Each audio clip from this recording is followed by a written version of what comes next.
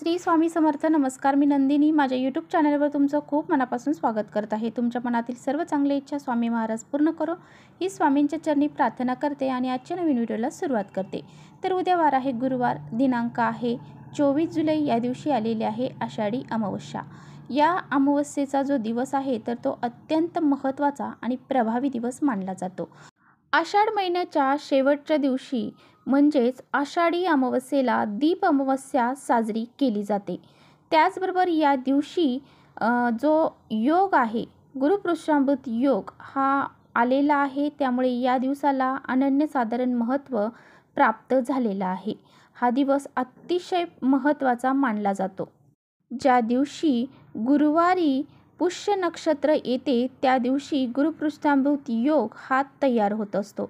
म्हणून या दिवशी सर्व देवी देवता या नक्षत्राची पूजा करत असतात आणि म्हणूनच हे जे शुभ नक्षत्र आहे तर या दिवशी अनन्यसाधारण महत्त्व या दिवसाला दिलं जातं. हा दिवस अतिशय महत्त्वाचा मानला जातो. तर या दिवशी सोने चांदी खरेदी करण्याला सुद्धा विशेष महत्त्व दिलं जातं. त्याचबरोबर या दिवशी अमावस्या आहे आणि या अमावस्येच्या दिवशी आपण माता लक्ष्मीची पूजा उपासना करत असतो. तर माता लक्ष्मीला समर्पित असणारा हा दिवस अतिशय महत्त्वाचा आहे. त्यामुळे या दिवशी आपल्याला काही प्रभावी उपाय देखील करायचे आहेत. एक नारळाचा अत्यंत प्रभावी उपाय आपल्याला करायचा आहे. हा उपाय जर आपण केला तर आपले जे काही शत्रू असतील तर ते शत्रू आपल्या समोर येऊन माफी मागतील, इतका हा महत्त्वाचा उपाय आहे. त्याचबरोबर 24 तासामध्ये घरातील इडापिडा, नजरबाधा, वास्तुदोष, पितृदोष, त्याचबरोबर काही दोष अडचणी ज्या आहेत तर त्या दूर होऊन जातील आणि घराची, मुलांची, पतीची प्रगती होईल, इतका हा प्रभावी उपाय आहे. हा उपाय कसा करायचा आहे याबद्दलची संपूर्ण माहिती आजच्या व्हिडिओमध्ये आपण जाणून घेणार आहोत. त्यामुळे तुम्ही कुठे व्हिडिओ स्किप न करता शेवटपर्यंत नक्की बघा, जेणेकरून तुमच्यापर्यंत योग्य ती माहिती पोहोचेल. आपल्या चॅनलवर जर नवीन असाल तर चॅनलला सबस्क्राईब करा आणि असेच नवनवीन माहितीपूर्ण व्हिडिओ पाहण्यासाठी बेल आयकॉनलाही प्रेस करा, म्हणजे मी जेव्हा कधी नवीन व्हिडिओ अपलोड करेन त्याचं नोटिफिकेशन सर्वात अगोदर तुम्हाला भेटेल आणि तुम्ही एकही व्हिडिओ मिस करणार नाही. त्याचबरोबर खाली कमेंट्समध्ये जय महालक्ष्मी लिहायला अजिबात विसरू नका. व्हिडिओ माहितीपूर्ण वाटला तर आपल्या मित्रपरिवारांसोबत नक्की शेअर करा. तर पहा, आजच्या व्हिडिओमध्ये जो काही उपाय मी तुम्हाला सांगत आहे तर हा उपाय उद्या गुरुवारी आषाढी अमावस्येला तुम्हाला करायचा आहे. हा दिवसभरामध्ये तुम्ही हा उपाय कधीही करू शकता. नारळाला श्रीफळ असं म्हटलं जातं.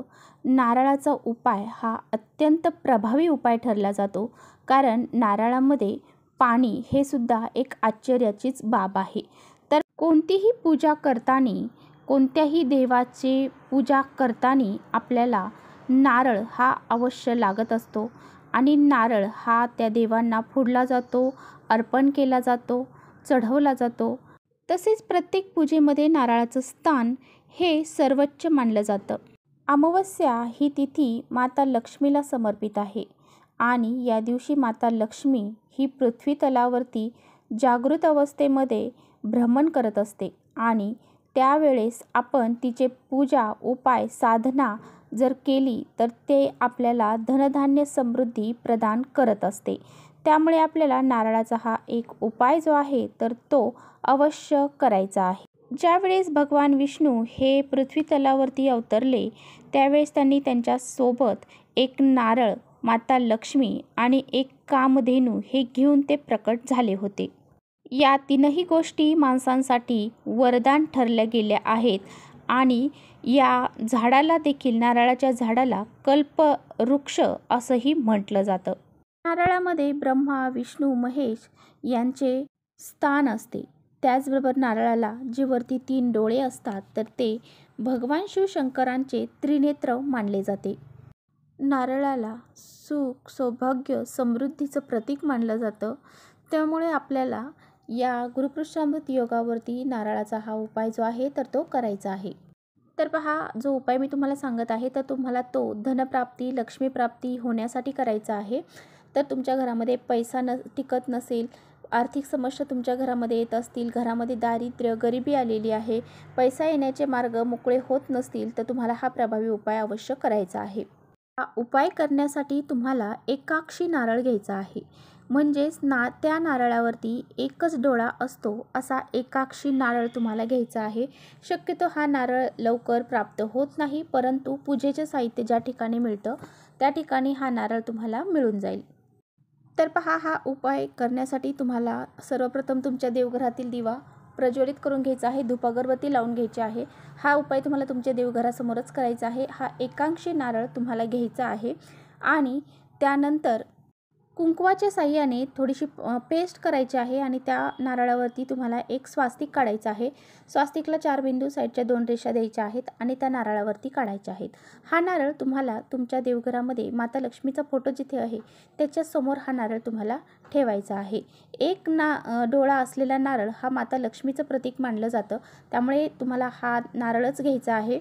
आता हा जो नारळ आहे तर या नारळाला हळद, कुंकू, अक्षदा, फुलं अर्पण करायची आहे, धूप अगरबत्ती लावून घ्यायची आहे, ओवाळून घ्यायची आहे आणि त्या नारळावरती 2 अखंड लवंगा तुम्हाला ठेवायच्या आहेत। तिथे बसूनच दोन्ही हात जोडून तुम्हाला व्यंकटेश स्तोत्राचं 1 वेळा पठण करायचं आहे, 1 वेळा श्री सुक्तमचं पठण करायचं आहे। त्यानंतर दोन्ही हात जोडून आणि माता लक्ष्मीला प्रार्थना करायची आहे, तिचं स्मरण करायचं आहे। आपल्या घरातील अडीअडचणी, पैशांच्या अडचणी दूर होण्यासाठी प्रार्थना करायची आहे। तुम्हाला काय करायचं आहे, दिवसभर रात्रभर हा जो नारळ आहे तर तो देवघरासमोर ठेवायचा आहे आणि रात्री 12 वाजण्याच्या अगोदर तुम्हाला काय करायचं आहे, एक लाल कपडा घ्यायचा आहे आणि त्या कपड्यामध्ये हा नारळ 2 लवंगा तुम्हाला बांधायच्या आहेत आणि हा नारळ तुम्हाला रात्री तुमच्या पैशांच्या तिजोरीमध्ये ठेवायचा आहे। जिथे तुम्ही पैसे ठेवता, महत्त्वाचे कागदपत्र ठेवता त्या ठिकाणी तुम्हाला ठेवायचं आहे। ज्या वेळेस आपण गुरुपुष्पांभूत योगावरती असा नारळ आपल्या घरी आणतो, एकांशी नारळ घरी आणतो, त्याची पूजा करतो आणि तो अशा पद्धतीने आपल्या तिजोरीमध्ये ठेवतो तर माता लक्ष्मी आपल्या घराकडे आकर्षित होते। त्यामुळे तुम्हाला असा हा प्रभावी उपाय आवर्जून करायचा आहे। पौर्णिमेच्या दिवशी तो नारळ काढायचा, त्याला हळद कुंकू वाहायचं आहे, धूप अगरबत्ती दाखवायची आहे, परत तो नारळ तुम्हाला तिजोरीमध्ये ठेवून द्यायचा आहे। अशा पद्धतीने त्या नारळाची तुम्हाला पूजा करायची आहे। जर तुम्हाला तिजोरीमध्ये ठेवणं शक्य नसेल तर तुम्ही हा नारळ तुमच्या मुख्य दरवाजा वरती आतल्या साईडने किंवा बाहेरच्या साईडने वरती टांगला तरी सुद्धा चालेल। यानंतर पुढचा उपाय जो आहे तर तो आपल्याला आपल्या कुटुंबासाठी, घरासाठी करायचा आहे। हा उपाय मी सांगणार आहे तर हा उपाय तुम्हाला अमावस्येच्या दिवशी रात्री 12 वाजता करायचा आहे। आता गुरुवारी म्हणजे उद्या गुरुवारी रात्री 12 वाजता तुम्हाला हा उपाय करायचा आहे। या नारळाला तुम्हाला एक त्रिशूल काढायचं आहे। तुम्ही कुंकवाच्या साहाय्याने काढू शकता, शेंदूर असेल तर शेंदूरच्या साहाय्याने त्यावरती त्रिशूल काढू शकता। हे त्रिशूल काढल्यानंतर हा नारळ तुम्हाला शेंडी आपल्याकडे न येता पुढच्या साईडने येईल अशा पद्धतीने हातामध्ये धरायचा आहे आणि घरातील प्रत्येक व्यक्तीवरून हा नारळ तुम्हाला उतरवायचा आहे। यानंतर तुम्हाला तुमच्या घरामध्ये लहान मुलं आहेत, बाधित व्यक्ती आहेत किंवा आजारी व्यक्ती आहेत, वृद्ध व्यक्ती आहेत, कर्ते पुरुष आहे, प्रत्येकावरून 7 वेळा उतरवायचं आहे। अगदी स्वतःवरून देखील 7 वेळा उतरवून घ्यायचं आहे। घरातील प्रत्येक भिंतीला टच करायचं आहे, घरातील प्रत्येक कोपऱ्यामधून फिरवायचं आहे। यानंतर तुम्हाला तुमच्या मुख्य दरवाजावरती सुद्धा हा नारळ उतरवायचा आहे, डोक्यापासून ते खाली पायापर्यंत। म्हणजेच कसा, ती वरची चौकट आणि खाली उंबरठा अशा पद्धतीने वरून खाली तुम्हाला 7 वेळा तो उतरवायचा आहे आणि तुमच्या घराच्या बाहेरच तुम्हाला तो नारळ एका साईडला फोडायचा आहे आणि हा नारळ फोडल्यानंतर तुम्हाला तो खायचा नाही। त्याचे 2 तुकडे होतील, तर ते दोन्ही तुकडे तुमच्या उंबरठ्याच्या बाहेर डाव्या आणि उजव्या साईडला तुम्हाला ठेवायचे आहेत। हा उपाय रात्री 12 वाजता करायचा आहे। हा उपाय जर तुम्ही गुरुवारच्या दिवशी रात्री 12 वाजता जर केला, अमावस्येच्या दिवशी, तर तुमच्या घरामध्ये कोणत्याही प्रकारची नकारात्मकता, वाईट शक्ती, काही दोष असतील तर ते दूर होतील। त्याचबरोबर आपल्या घरामध्ये कोणतीही वाईट शक्ती प्रवेश करत नाही।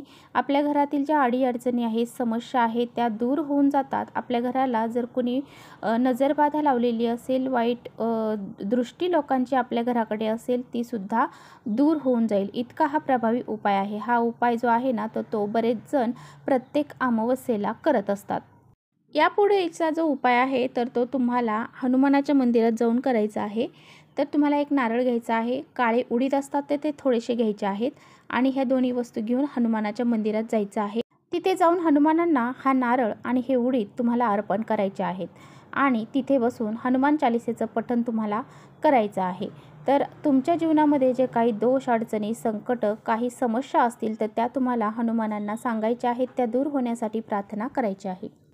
यानंतर तुम्हाला काय करायचं आहे, तुमच्या घरामध्ये ज्या गाड्या आहेत वाहनं आहेत म्हणजे टू व्हीलर असेल फोर व्हीलर असेल तर त्यांच्यावरून सुद्धा तुम्हाला एक नारळ उतरवून घ्यायचा आहे। तर कसं उतरवायचा, तर एक पाणी असलेला नारळ घ्यायचा, तो तुमच्या गाड्यांवरून जसा घड्याळाचा काटा फिरतो त्या पद्धतीने गोलाकार फिरवायचा आहे आणि तिथेच तुम्हाला तो फोडायचा आहे। आणि फोडल्यानंतर तुम्हाला काय करायचं आहे, तुमच्या हातामध्ये पिवळी मोहरी घ्यायची आहे। पिवळी मोहरी घेतल्यानंतर ती पिवळी मोहरी तुम्हाला घेऊन हातामध्ये वल्गा सुक्तमचं पठण करायचं आहे। एक वेळा वल्गा सुक्तम म्हणायचं आहे आणि लाल किंवा पिवळ्या कलरच्या कपड्यामध्ये ती मोहरी तुम्हाला बांधून तुमच्या गाडीचं मशीन ज्या ठिकाणी आहे त्या ठिकाणी ती बांधून तुम्हाला ठेवायची आहे। अशा पद्धतीने हा जरी उपाय केला तरीसुद्धा आपल्या गाड्यांचं कधीही वाहनांचं जे काही ॲक्सिडेंट असेल ते होत नाही, अपघात होत नाही। तर अशा पद्धतीने हे काही छोटे छोटे उपाय आहेत तर ते आपल्याला अवश्य करायचे आहेत। तर चला इथेच थांबवते माझा व्हिडिओ आवडला असेल तर नक्की लाईक करा, चॅनलवर नवीन असाल तर चॅनलला सबस्क्राईब करा। परत भेटूया अशा छानशा व्हिडिओसोबत। श्री स्वामी समर्थ।